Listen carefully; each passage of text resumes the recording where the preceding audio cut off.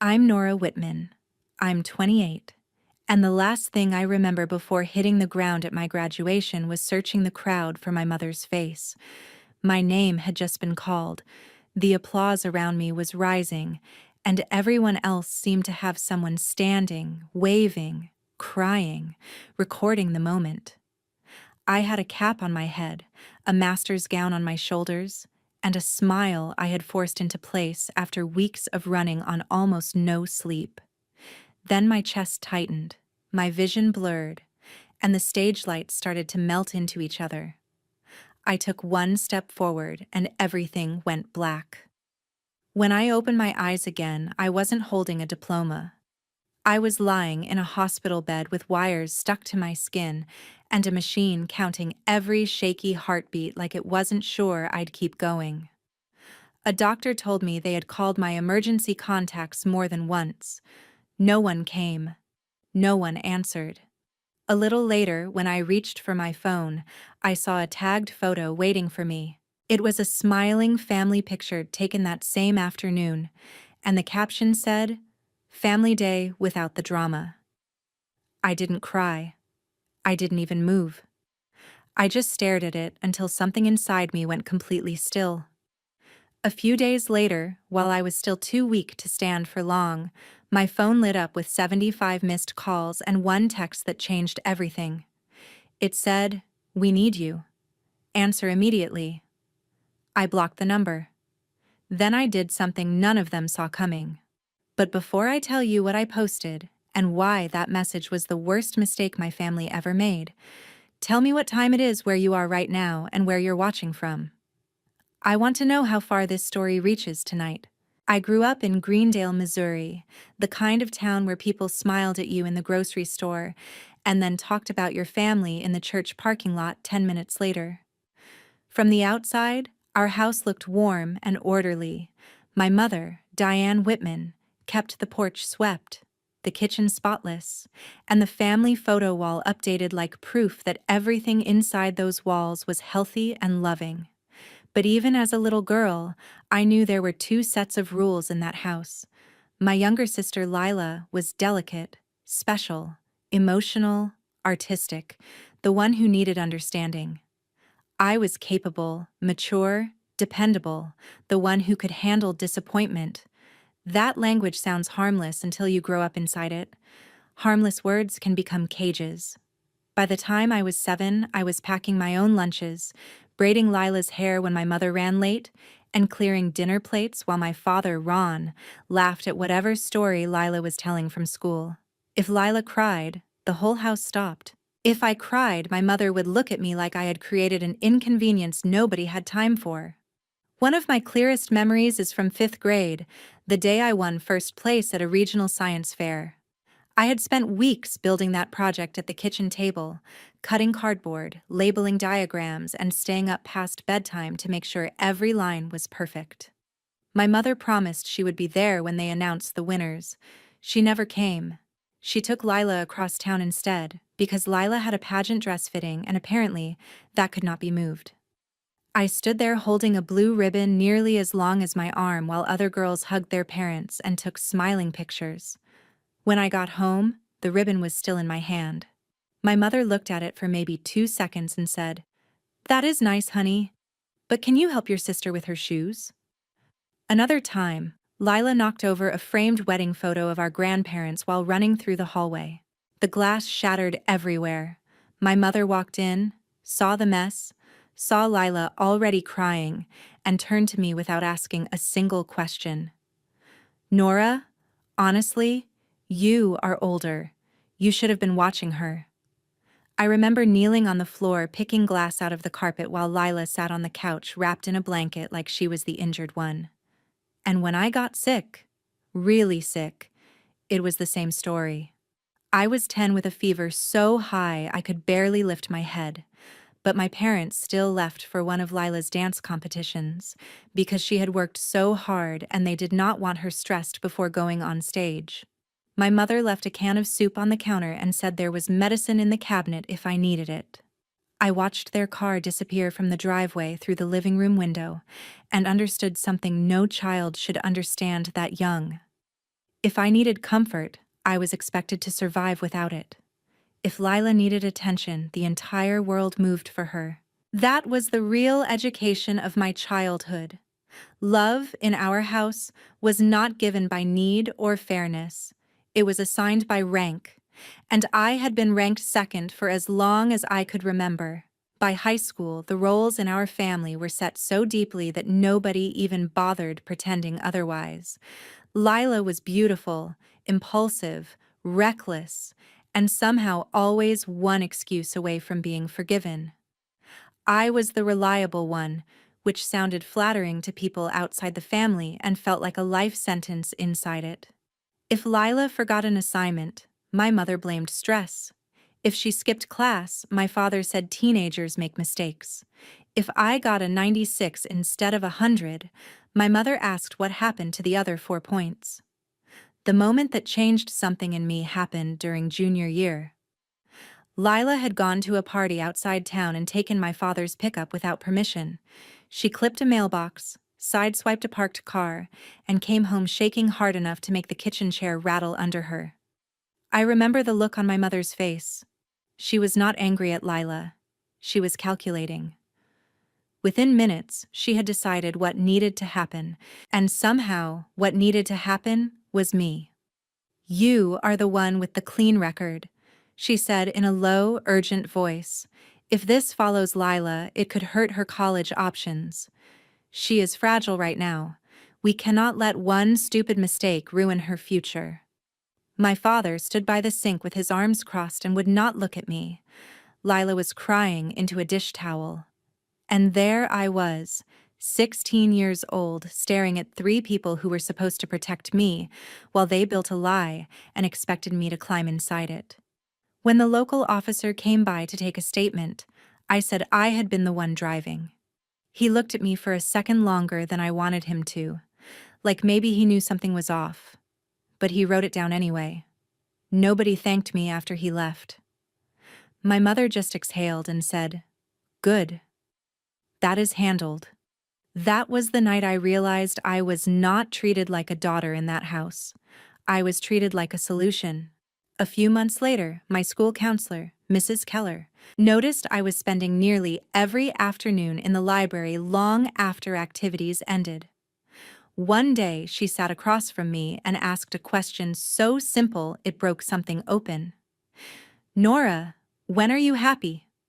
I did not know how to answer her, not because I had never been happy, but because I had spent years being useful instead of honest. She was the first adult who looked at me and saw exhaustion instead of strength. She encouraged me to apply to colleges far from Missouri, somewhere I could build a life that belonged to me. I landed on Seattle almost by accident the first time, just scanning programs late at night while everybody slept. Then I found the speech and hearing sciences track and kept reading until sunrise. The idea of helping children find words, helping families communicate better, felt almost painfully personal. I applied in secret, got accepted with aid, and told my parents only after the numbers made it real. My mother reacted exactly the way I should have expected. "Seattle. Why would you move that far? Who is going to help around here? Your sister still needs stability." I wanted to say I had needed stability my whole life, and nobody had ever reorganized anything for me. Instead, I stood there gripping my acceptance packet so hard the edge left a dent in my palm and said I was going. My father muttered something about remembering where I came from. My mother cried for one evening, not because she was losing me, but because she was losing control of what I could be used for. The morning I left Greendale, my suitcase was heavier than it should have been, and my hope was embarrassingly naive. I told myself distance might fix everything. I told myself if I became successful enough, accomplished enough, impressive enough, my mother would finally look at me the way she looked at Lila. I did not know yet that some people never change their sight. They only change the distance from which they watch you suffer. Seattle felt like another country compared to Greendale. It was gray and expensive and fast and full of people who minded their own business in a way that felt almost luxurious. I loved it immediately, even when it was hard. Especially when it was hard. I started classes, picked up a dawn shift at a coffee shop near campus, tutored undergraduates in the evenings, and spent weekends doing observation hours at a speech clinic when I could get them. My apartment was small enough that I could touch the counter from the couch if I leaned far enough, but it was mine. Or at least it felt like the beginning of something that might become mine. I lived carefully. I tracked every dollar, skipped buying anything I did not absolutely need, and learned how to stretch soup for 3 meals. But somehow, my money never really stayed with me. My mother always had a reason. The water heater broke. Your father fell behind on a payment. Lila needed help with rent because her roommate moved out. Lila needed help with books. Lila needed help with a deposit. Lila needed help because somebody was always doing something unfair to Lila. At first, I sent what I could, because I still thought that was what good daughters did. Then it became a pattern so normal I stopped recognizing it as exploitation. My mother never sounded ashamed when she asked. She sounded entitled, softened by just enough praise to keep me obedient. You have always been the dependable one, Nora. You know how to make things work. I hate asking, but family is family.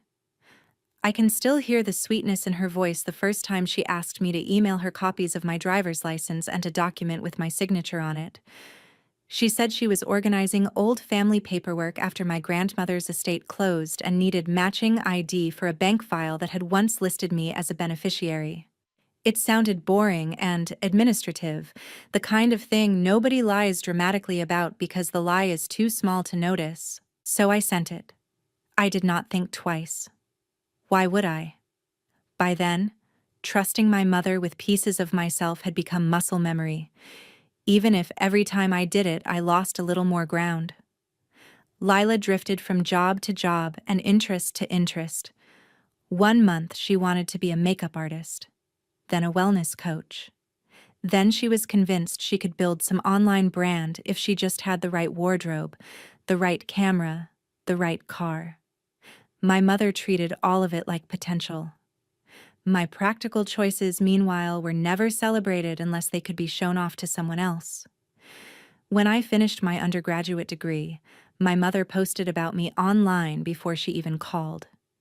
She wrote paragraphs about how proud she was, how our family had always valued education, how blessed she felt to have raised such driven daughters. I stared at that post from my phone while standing outside the lecture hall, where I had just turned in my last final and felt something hot and humiliating crawl up my neck. She loved my accomplishments most when they improved her image, not when they cost me sleep, or money, or health. Not when they happened in private.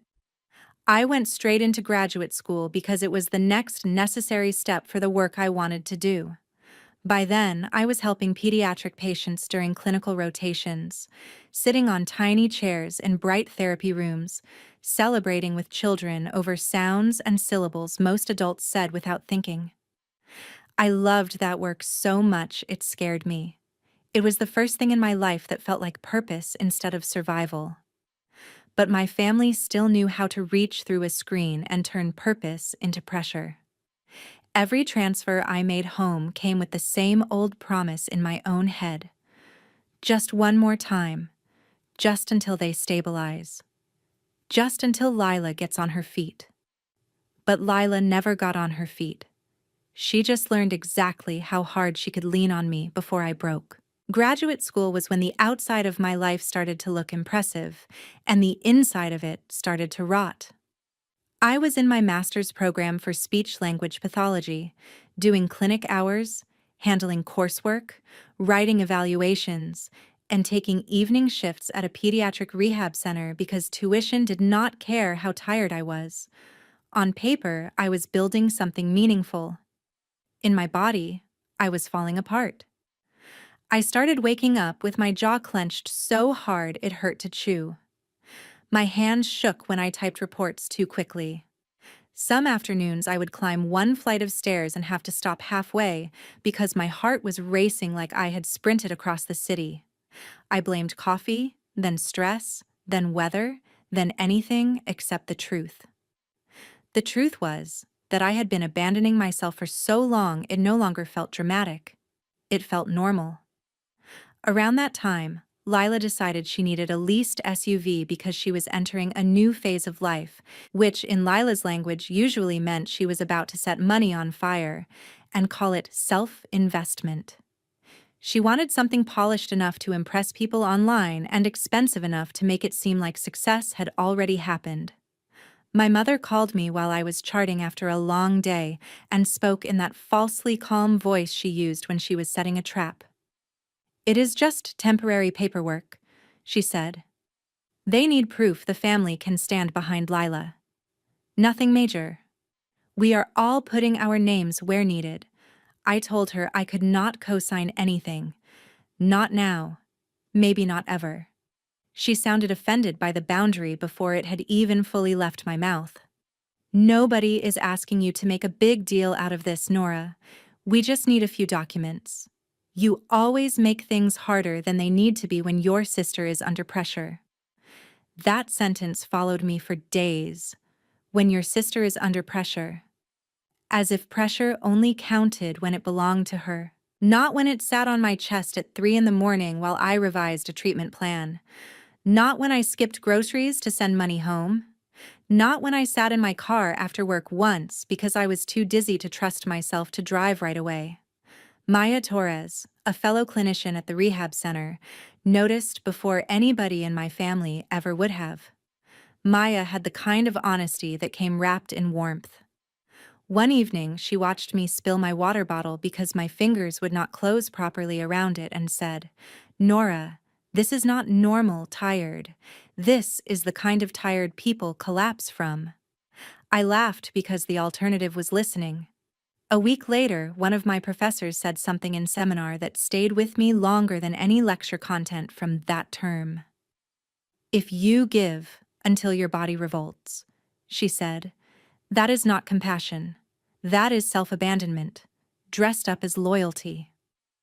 I wrote the phrase down and stared at it in my notebook for almost a full minute. Self-abandonment. Nobody had ever named my life so precisely. The week before graduation was a blur of final presentations, clinic deadlines, makeup hours, paperwork, and the constant hum of family demands that somehow got louder whenever I was closest to something important. My mother called to discuss travel plans for the ceremony, but even that conversation twisted around Lila. She complained that Lila had had a stressful month, that Lila needed something light and fun after all she had been through, that I should not expect too much emotional energy from anyone because graduation weekends are hectic. Then, just 3 days before my ceremony, Lila sent me a string of frantic messages about overdue payments tied to the SUV situation. She was already behind. There were fees. She swore it was not her fault. My mother followed within minutes, urging me to transfer money to stop everything from spiraling before the ceremony ruined the mood for everyone. I sent more than I could afford because I was exhausted and conditioned and stupidly hopeful in that old familiar way. That night I stood in my bathroom under unforgiving light and barely recognized my own face. My skin looked dull. My eyes were shadowed. I felt hollowed out from the inside, like someone had scooped out everything solid and left only momentum standing. I remember gripping the edge of the sink and whispering, "Just get through graduation." I said it like a prayer. I said it like finishing one more milestone would somehow buy me the rest that had been postponed for years. What I did not understand then was that my body had already heard enough promises from me. It was done negotiating. Graduation morning looked beautiful in the cruel way important days often do. The sky over Seattle was clear, the air cool, and the campus lawn was packed with families holding flowers, signs, cameras, and the kind of joy that makes you feel more alone when you are missing the people who should have brought it for you. I had my cap pinned in place, my gown zipped up, and a smile prepared for photos nobody in my family had actually earned. My mother texted 15 minutes before the ceremony started. "Traffic is terrible. We are still coming. Go ahead and sit down. We will be there before your name is called."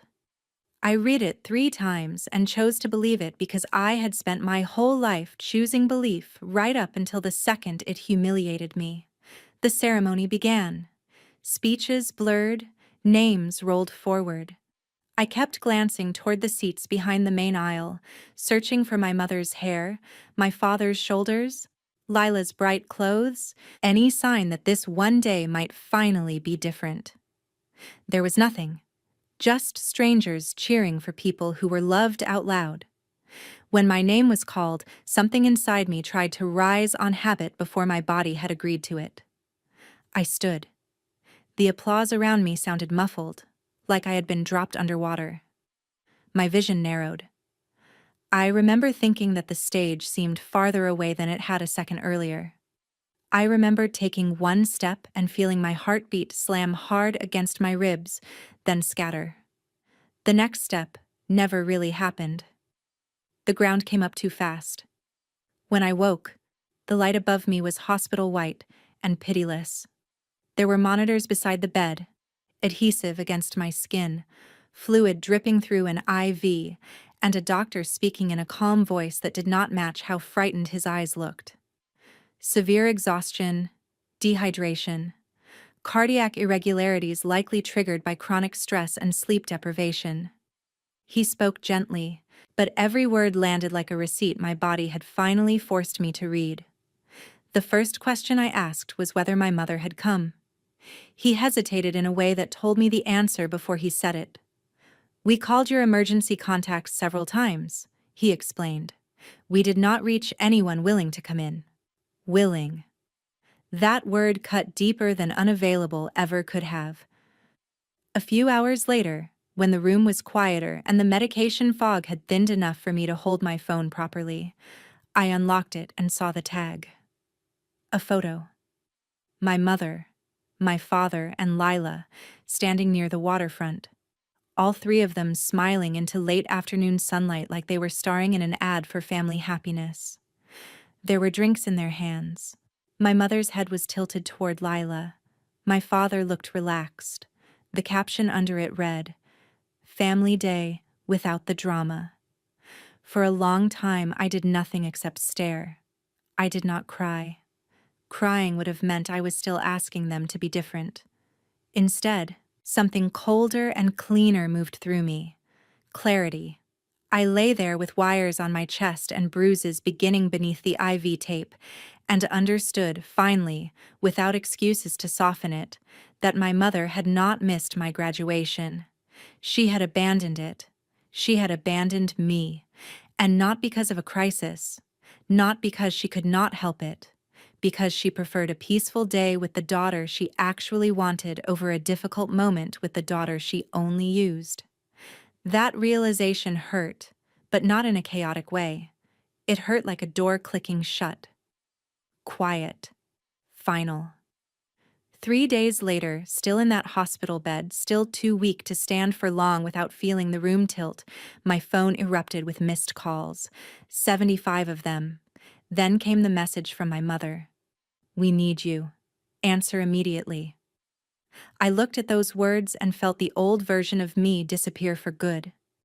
I knew before I called back that it was not concern driving them.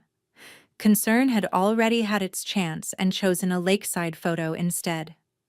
Need was all that was left, and in my family, need had always meant they were about to reach for me, like I was an object they kept on a shelf until something broke.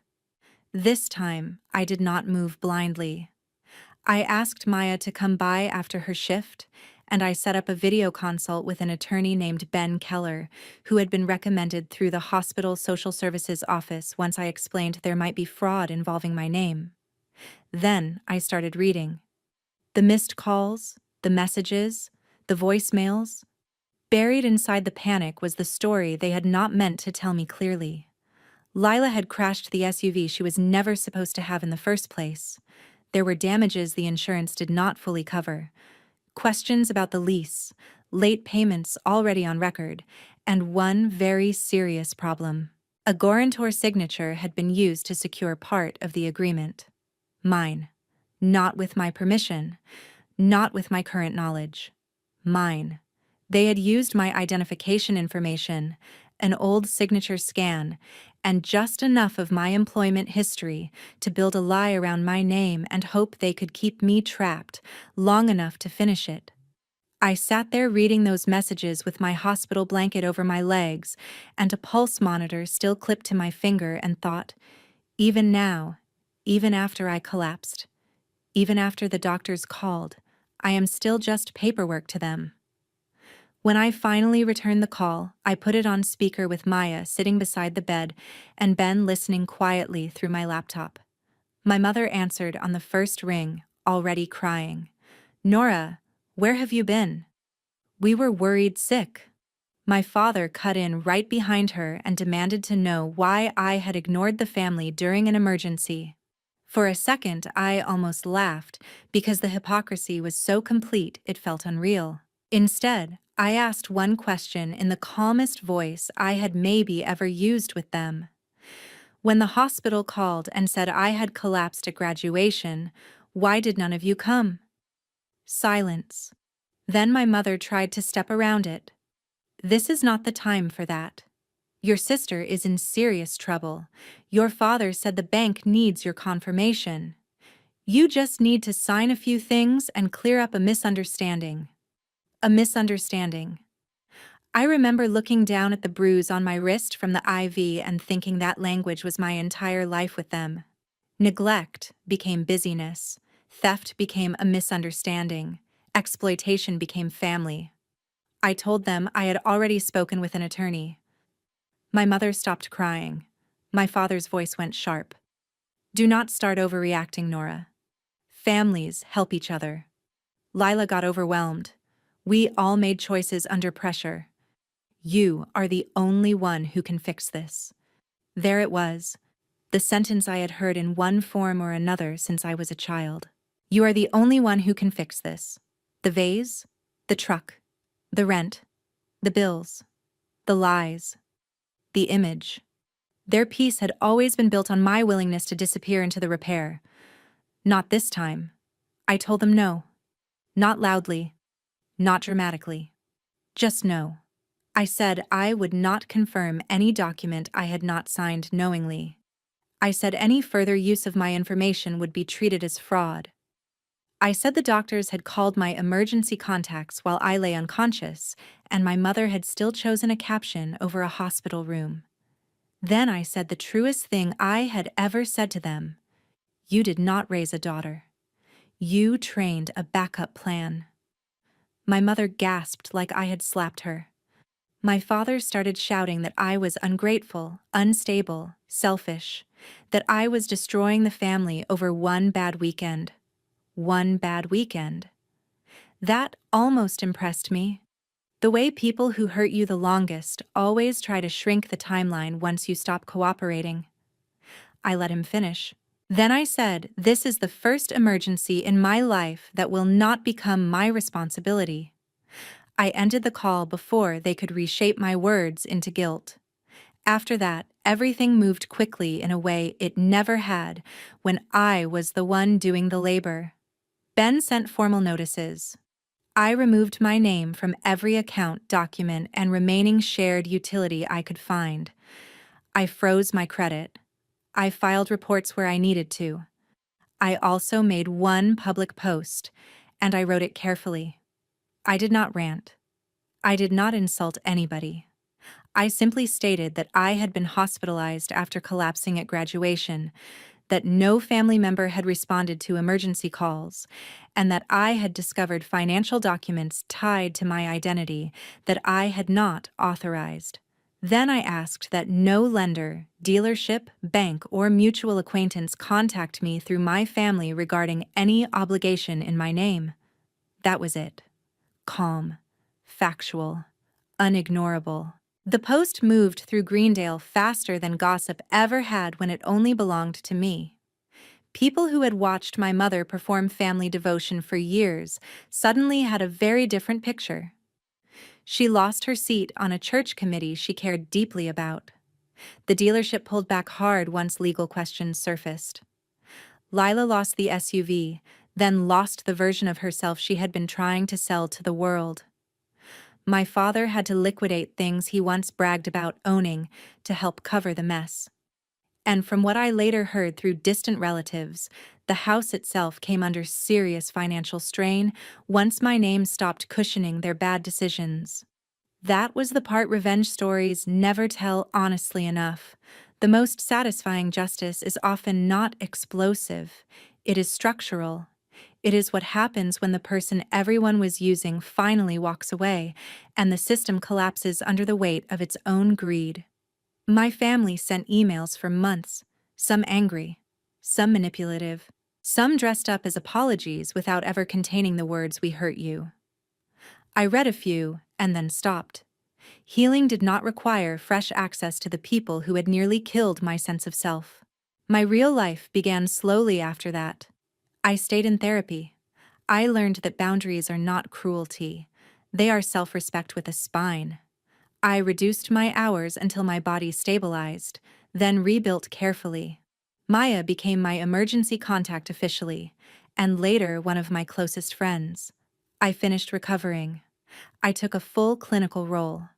I moved into a better apartment with light in the mornings and enough quiet to hear my own thoughts without panic chasing them. Eventually, I started a small weekend support circle for educators and clinicians dealing with burnout, because I had learned something the hardest possible way. People praise self-sacrifice right up until it sends you to the hospital. Then they act shocked by the damage they helped normalize. If there is one educational lesson in my story, it is this. Being the strong one does not mean enduring mistreatment until you collapse. Loving your family does not require abandoning yourself. And helping people is only noble when it is chosen freely, not extracted through guilt, fear, or conditioning. The most valuable lesson I carry now is one I wish someone had taught me when I was 10 years old, with a fever on the couch, waiting for a car that never turned back into the driveway. You are allowed to protect your peace before your body is forced to beg for it. About a year after my collapse, I attended another graduation on campus. This time, I was in the audience for one of the children I had worked with, now older, speaking clearly and confidently in a way that once felt impossible for him. His mother cried when he finished, and he ran straight into her arms. I sat there watching them and pressed a hand lightly against my chest, feeling a heartbeat that sounded steady and normal, and finally mine. I did not miss my family in that moment. I missed the idea of what family should have been, and then I let even that go. Because losing them was not the tragedy I used to think it was. The real tragedy would have been staying.